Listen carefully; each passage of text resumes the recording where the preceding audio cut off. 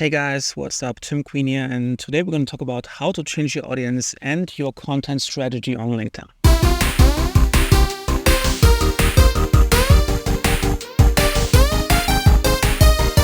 Many different situations where you want to change the content and thereby attracting a different audience. Maybe you want to change your career, reposition your business. Maybe you want to niche down into a more specific area, or you want to niche up. Do you want to see how we can do that?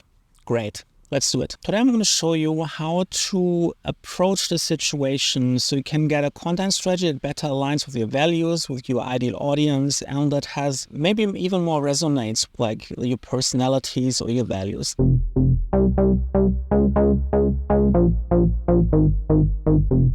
And overall, I want you to have this following mindset. When you're changing your content strategy and trying to attract a different audience, you will become a beginner. It doesn't really matter how much engagement you had. Maybe you had like 10,000 views for every post that you had. Once you change your audience, you kind of have to start over from scratch. But if you do it right, you can ease in a lot of your existing audience into like engaging with your content. You can really quickly build the right audience and build a network with real relationships on LinkedIn who will be happy to comment on an ongoing basis. You will have to put in some extra work at the beginning, and it will be a bit slow. But if you stick with it and you have the patience and you don't beat yourself up, if you don't get like the same amount of likes that you used to get with your old content strategy, you will eventually get there. Just give it like a few months, 2-3 months, and you will be back in your game. And of course, there's a reason why you change your content strategy. So always keep that in mind and stick to your goal, stay your lane, and it will eventually work.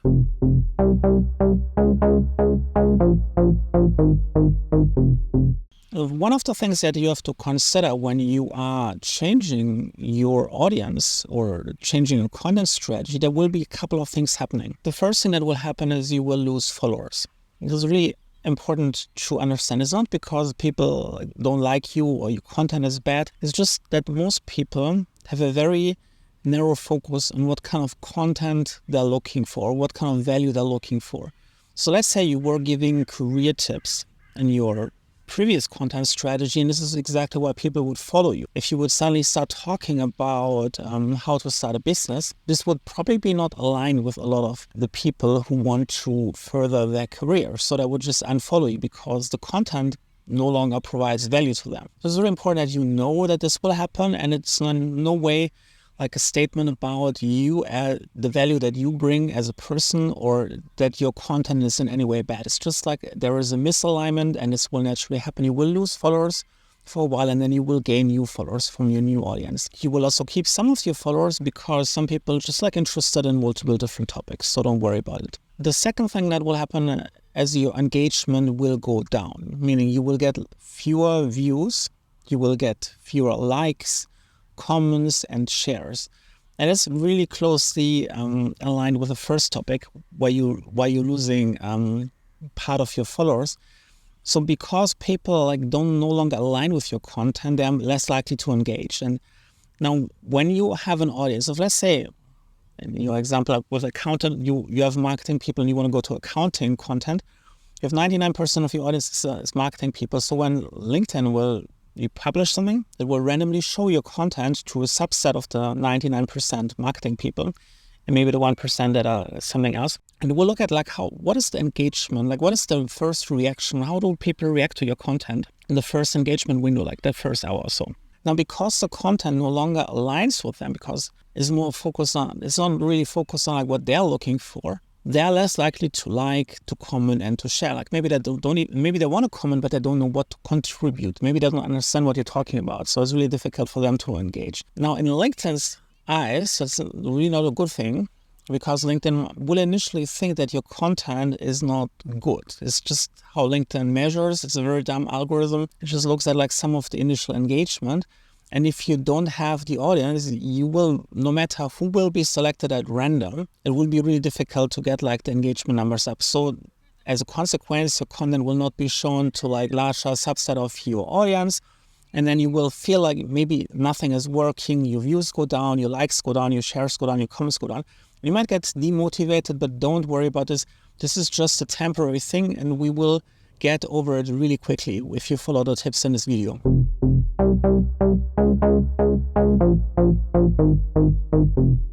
If you create a new content strategy, you also need to create a new audience.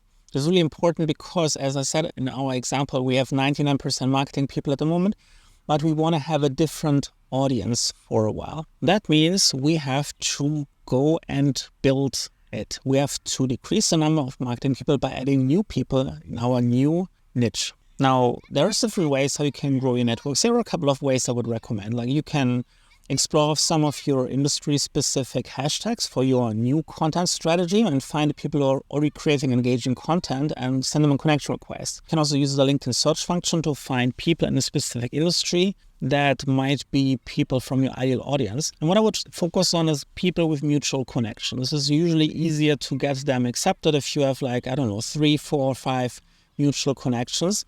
So you can slowly build your network by adding people from your new field that better align with your new content strategy, where you have a few mutual connections. And then what you will see as you grow your network, as soon as you add a few people from a specific industry, you will see that suddenly the people you had no connection with before, suddenly you might have 1 or 2 in common. So it is really good.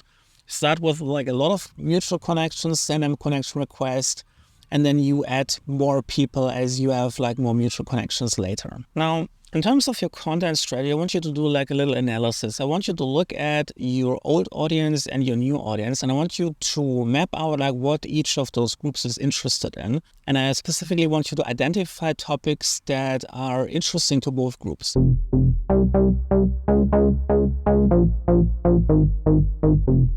Now, your new content strategy, what you want to do, once you have this information of what is the overlap, you can use that to your advantage to kind of ease your old audience into your new content, because you don't want to give them the shock therapy. You want to make it as easy as possible for some people to maintain enough curiosity to stick with you. So if you find something right in the middle, perfect. Create some content about this, but don't overdo it. Still create just think about it like this. You have a week. Okay, every week has 5 working days. One day you pick your original content, which is for your old audience. One day is for a general audience, where you talk about something that is not just relevant for the 2 audiences, but for everyone, something really that everyone can relate to. Then create a piece of content that is right in the middle between the 2 audiences, and then create another piece of content that is just purely for your new audience. And if you space this out a little bit over the entire 7-day period, you will actually have a really good content mix. The people in your old audience will still get their content. They have something very generic for everyone. They have a piece specifically for the old audience. They have a piece right in the middle. And then your new audience getting one piece of content which is right in the middle, one general audience piece, and then they're getting one new piece of entirely new content for them. And if you want, of course, you can create more content. It's completely up to you. But some similar mix usually works really well on LinkedIn when you want to transition to a new audience.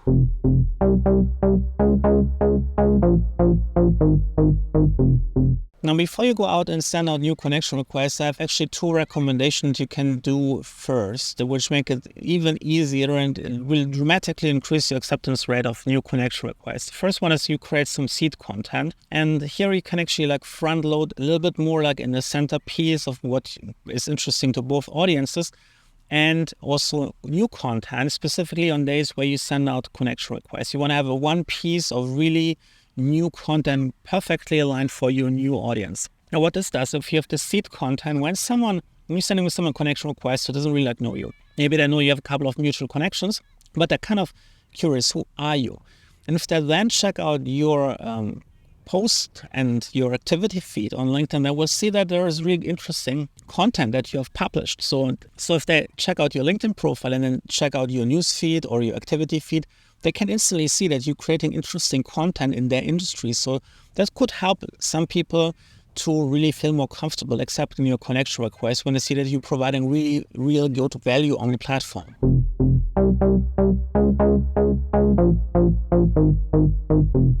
The second thing that you want to do is you want to create a new LinkedIn profile, or you really want to update your LinkedIn profile to reflect your new audience. You really want to make sure that when someone comes onto your profile from your new audience, that they feel right at home. They feel like they're connecting to a peer. Means you want to at least, as a minimum, rewrite your headline. If you have some text in your header image, you want to change that or replace it with something more neutral. You want to look at your about section, maybe at your experience section, maybe pushing something at the top or reframing like the text that what you're currently working on at your company. And then you want to also check out your feature section. This is like the most important parts of the profile. Most people just come to your profile, check out, scan the headline, and like maybe to look at your picture and scroll down and see maybe like what have you published in your activity feed, and that's it. So this will make it more likely that someone will accept your connection request and will be really helpful in like expanding your network with the right people.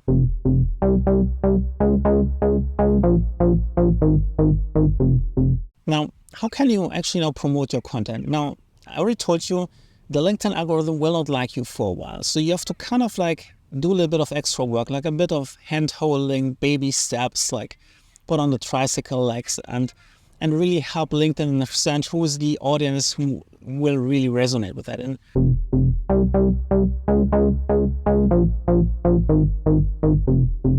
one thing you can do is you can use hashtags and for your content and really align them with like your new content strategy. You don't want to overdo it. I would recommend like maybe 1 to 3 hashtags max, because the more hashtags you add, it will eventually be considered spam, and it will also kind of dilute your audience. Like if you just add like 1 hashtag, there is a small number of impressions LinkedIn might give people who just follow this hashtag. But if you add, maybe you're getting like 10 impressions for that. But if you add like, let's say 100 hashtags, not only will you be spammy, you might only get like 0.1 views per hashtag. So in the end of the day, you don't get any impression whatsoever, because 0.1 is will be rounded down to 0.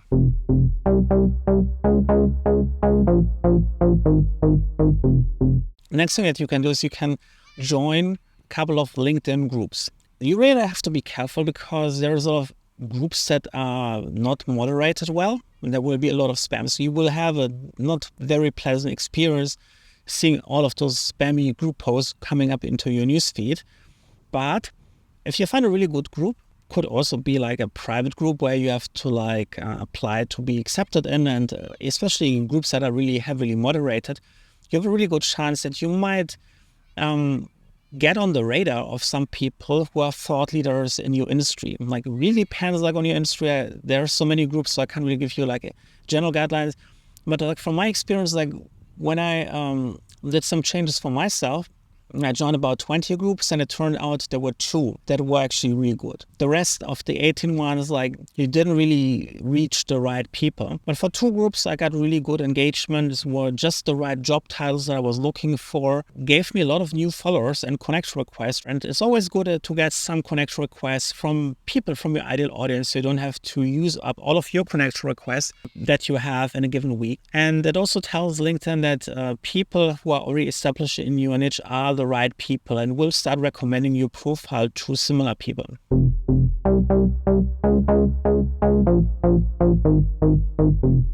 Another strategy that you can use to really boost your new audience is you can tag people in your posts. I'll give you an example. Let's say you're reading an article on Medium or on LinkedIn, or reading someone's newsletter. You can write a post reviewing their latest article or their latest newsletter, and then you can tag the person who has created this article, or you can tag the company. And what this does, of course, if you recommend that you write something nice about what you have read, and if you can't find some nice reviews, something else until you can find something nice, what this will do is the person or the company who sees this will be really pleased, because they usually put a lot of effort in their content, and most people don't really get that much engagement. So if you actually can say something nice, tag them, they will definitely like this. I've seen like most people actually reshare posts where you like praise them, and then this will expose you to some of their audience. Will be, of course, work. You have to read a lot of different articles in order to make this work, and you shouldn't overdo this. Maybe create like 1 piece of content per day max, where you tag a single person or single company. But it will definitely help you grow your audience with the right people, because if someone reshares this or leaves a comment, this will be shown to like some of the core audience, and most people have like a very similar audience to themselves. So it's a really good way if you can find the right content from the right people, tag 1 or 2 once a day, and you will have a really good boost for your new audience strategy.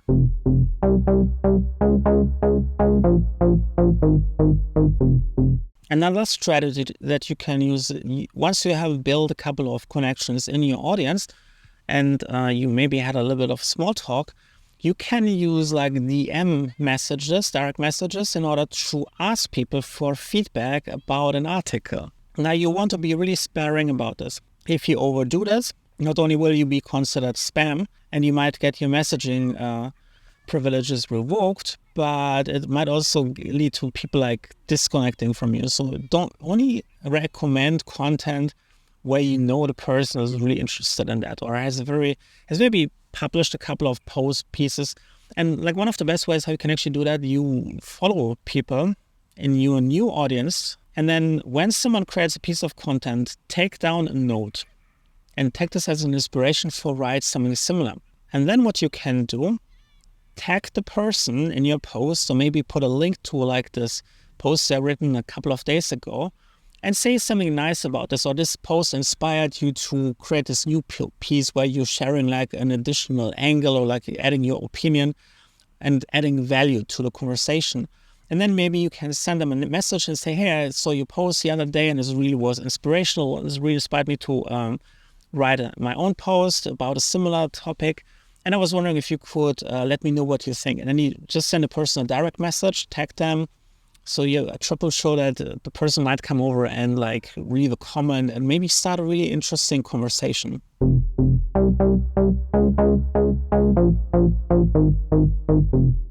I think this is really one of the core topics. This is really one of the core requirements. You really have to clean up your newsfeed, meaning you have to try to get a feed that is more in alignment with your ideal audience. That means, unfortunately, you have to unfollow a couple of people in order for LinkedIn to actually start recommending you content from your ideal audience. And then as you're adding like more people, slowly, bit by bit, LinkedIn will get a newsfeed for you that is more in alignment with what you're looking for. You can also really aggressively unfollow all of your hashtags that you were following before, and then really aggressively follow like a lot of new hashtags. And the more your profile, your LinkedIn profile is in alignment in terms of keywords, with your skills and with your industry and like people you're connecting to and which hashtags you follow, LinkedIn takes all of those little signals and will slowly change and adapt and learn like what is your ideal audience, what kind of industry are you actually part in. And this will really help you like really realign the people LinkedIn will recommend, not only to visit your profile, but also to follow you for specific topics.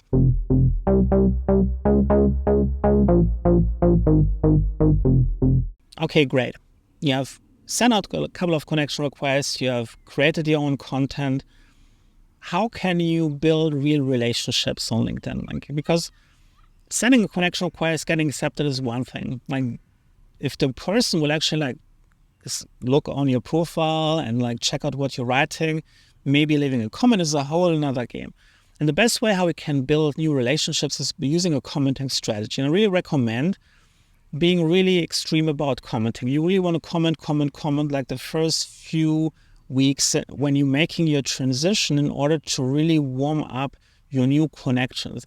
Every time, that's why I said like try to connect with people who are already creating content and follow people who are creating content, and then leave meaningful comments. Not just, that was a great post, or a thumbs up emoji. Write something thoughtful, thought-provoking, and you will notice that you will become very memorable. And once you have a couple of those comment interactions, maybe you're coming there and you're leaving like 5 comments like over like a 2-week period.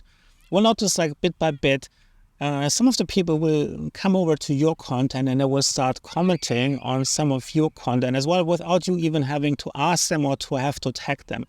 And that's really the goal.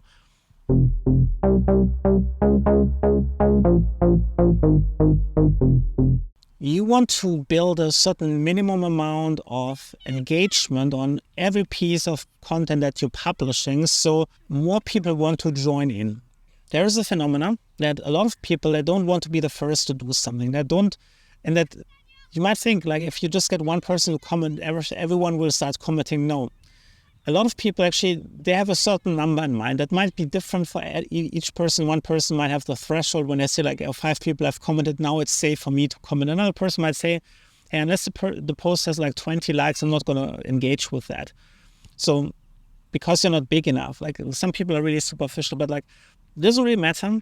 It's just how it is. So what you can do is you work your way up, do the commenting strategy, building real relationships, talking, having some small talk and the direct messages.